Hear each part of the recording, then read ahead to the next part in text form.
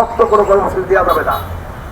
আমরা কাপড়ে কাপড় পরে পুরোটাই কর্মসূচি দিয়েও কিন্তু আমরা পুলিশের সাথে মারামারি করে মারি খেয়েছি।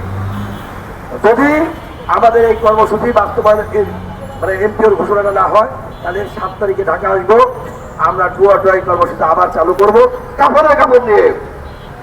আমরা মনে করি নন এমপিও শিক্ষকরা কোনো করুণা চায় না জাতির কাছে, আমাদের অধিকার চাই। এমপিও আমাদের অধিকার, শ্রমের অধিকার।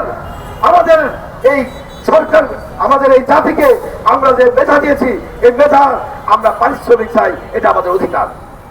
আমি একটা স্লোগান দিয়ে শেষ করব, কেউ খাবে কেউ খাবে না, কেউ খাবে কেউ খাবে না, কেউ খাবে কেউ খাবে না।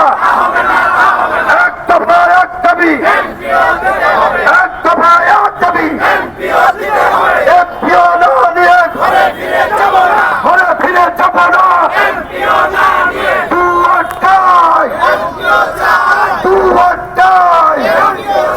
ধন্যবাদ সকলকে।